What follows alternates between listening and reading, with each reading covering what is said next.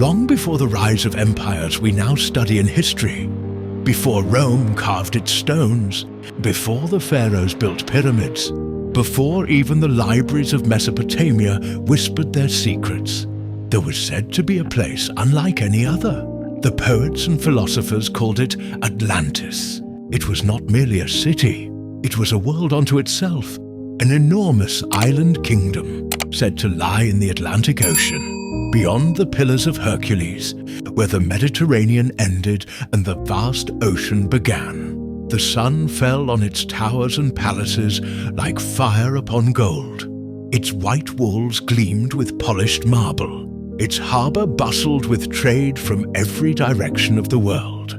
Its temples, glittering with silver, ivory, and the strange precious metal called orichalcum, dazzled every visitor who first entered. No one knew when Atlantis had begun. Some whispered it was founded by the god Poseidon himself. The story said that once, a mortal woman named Cleito lived upon a small hill. Poseidon fell in love with her and raised her home with sacred waters, placing there rings of land and sea so that no mortal could easily come close. Together they had 10 sons, and these sons became the first kings of Atlantis.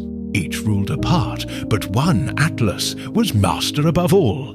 Thus the land took his name. The kings were unlike common men. They ruled not just with swords, but with wisdom. Across their fields grew grain without labor, fruits glowing as though touched by warmth of divine fingers, and forests rich with every creature one might hunt. Vast herds of elephants roamed.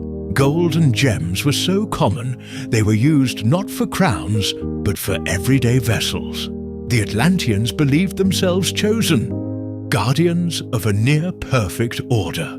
Their capital city was shaped with rings, an outer ring filled with fields and stables, the next buzzing with houses, ships, and craftsmen. Closer still were the palaces of nobles and halls of learning. At the center stood the great temple of Poseidon, its spires plated with gold, its walls showing giant carvings of seahorses and gods. In its inner sanctum stood a statue of Poseidon himself, riding a chariot pulled by 6 winged horses, so tall it brushed the roof of the temple. When torches lit it at night, travelers claimed the god seemed alive, ready to gallop out into the sea. But Atlantis was not all worship and wonder. It was power. Its armies stretched across many lands, its navy filled with ships that could cross oceans at ease. Kingdoms trembled beneath Atlantean banners. The Atlanteans believed their might was unchallengeable, that the ocean itself swore loyalty to them. For a long time, perhaps it was true. Yet the old philosophers always warned that pride, swollen beyond reason, invites ruin. And so it came to pass. With their abundance of land and wealth, selfishness crept into the Atlantean heart. Kings who once ruled justly grew hungry for conquest. Greed for gold replaced the love of honor.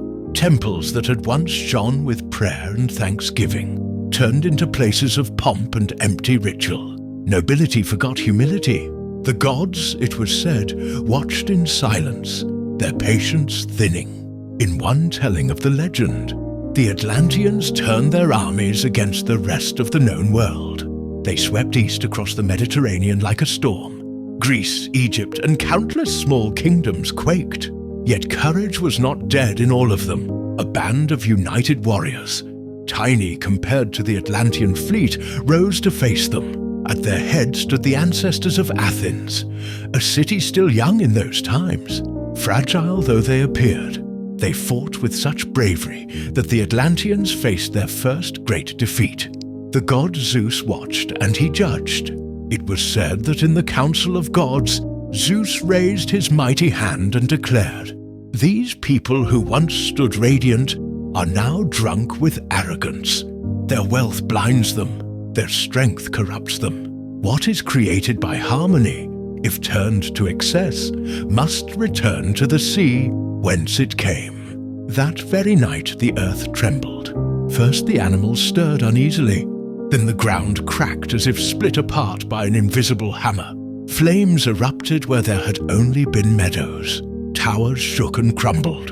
In the ocean surrounding Atlantis, waters began to churn and rise. Many ran to their temples, raising desperate prayers.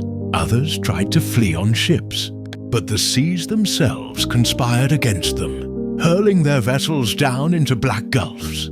Great waves rose higher than any wall, and the island that had been proud and gleaming was swallowed. By dawn, nothing remained but an empty horizon. The shining island kingdom was gone, sunk into the depths. Survivors, if any there were, became silent, or their tales drifted into fishermen's myths, half believed and half mocked.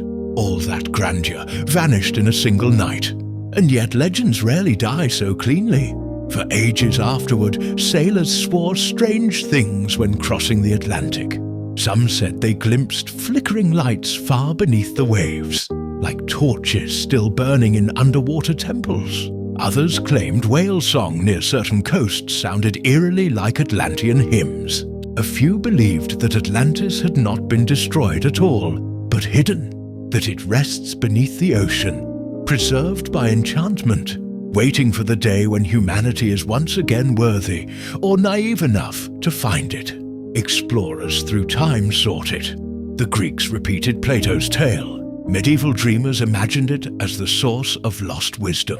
In the age of exploration, sailors returning from the New World swore perhaps Atlantis had been the Americas all along. And in more recent centuries, lovers of mysteries have pointed to strange maps, sonar readings, and ruins that almost, but never quite, prove the story true. But perhaps the truth of Atlantis is not to be found in rubble or stone, but in meaning. The city reminds us of the fragile balance between greatness and greed. A civilization at its height, glowing with art, science, and splendor, undone not by an outside enemy, but by its own arrogance. Atlantis, whether myth or reality, serves as a mirror. It asks a question no empire has ever fully answered. Will power make you shine brighter, or will it bring the tide that drowns you, so the story endures, rolling like the waves that once claimed it? Whenever the ocean bellows or the ground trembles under our feet, we wonder if somewhere down in the midnight depths, marble temples still stand, statues still gaze upward, and ghosts of Atlantean kings still pace their drowned halls. Perhaps that is why the legend refuses to die.